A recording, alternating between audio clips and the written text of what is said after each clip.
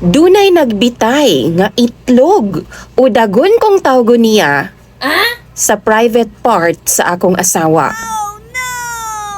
Wa ko kay baw DJ Sam kung mutuo ba ang imong mga viewers ani.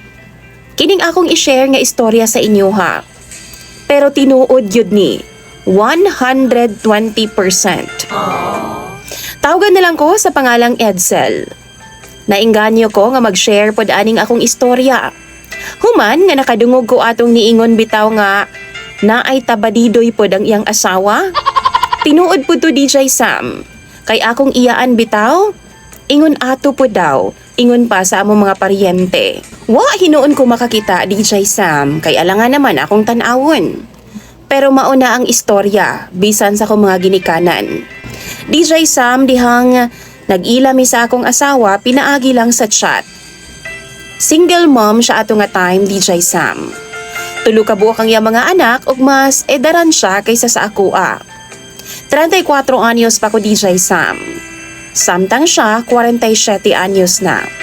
Dago na ang iyang mga anak ug bulag siya sa iyahang bana kay grabe gyud daw kapalakero. Tuwa na daw ni uban sa laing babay ang iyang bana. Unya DJ Sam, dihang nagminyo mi ni Sinsin. Nag-ipon naming duha ba. Gidawat na ako siya buo. Naigugma ko niya tinud-anay DJ Sam. Bisan pag edaran na siya. Sa ako nang gikaingon, sa Facebook lang mi nag-ila, pinaagi sa chat, ug sa dihang nagkita ming duha. Wa dayon siya magpalabot sa akoa. Hinuon na siya gipagtapat sa akoa DJ Sam. Kuyawan kay ko DJ Sam kay nikalit man ka na siya ingon nga duna daw siya'y buwa. Wa ko kasabot sa iyahang buot pasabot. Pero aron makasabot ko, gida ko niya sa lodging house. Ug nanulod ming duha. Naligo dayon siya pag abot namo DJ Sam, tapos ako pod ning sunod dayon. Nagkiss mig taman, nagrumansahanay una mi, pero iniguot na ko sa iyaha DJ Sam. Gunitan yun niya nga akong kamot. Iyang hawiran ba, iyang sapdahon, pugngan yun niya nga makakuot ko. Syempre asa man day na paingon, human og nirumansahanay og taman DJ Sam. Gipahunong ko niya galit, kay naa daw siya ipakita sa akoa. Unta, madawat daw nako siya og dili daw kumalain sa iyaha. Kaysa tinuod lang, gihigugma daw ko niya pag-ayo DJ Sam og dili daw niya kayang mawala ko niya. Miatubang siya nako DJ Sam og gihubo niya ang iyang panty. Dayon, nitikangkang siya galit sa akong atubangan. Perti na kong kurata DJ Sam kay nagbitay man ang iyang itlog. Naagyod sa iyang private part. Murag bumbilya DJ Sam kadako. Ana pa siya dili daw to itlog kundi buwa daw to kung tawgon. Unsay dili itlog nga itlog man gyud ang akong panan-aw. Nangutana ko sa iyaha DJ Sam, unsaon man na? Asa man nato iagi kung magkuanta? Maghinay lang daw ingon pa siya. Antuson lang daw niya ang sakit. Giwahing niya iyang itlog DJ Sam. Aron iyahan akong patirahon. DJ Sam, ako ray naguol nagtanaw. Niuk-ok gid intaw nga akong pagkalalaki. Giingnan ako siya nga pwede raman pod gawa. Sunod na lang. Pero ingon pa siya DJ Sam, dili daw pwede. Sige lang daw, padayon lang daw mi kay kaya ra daw niya.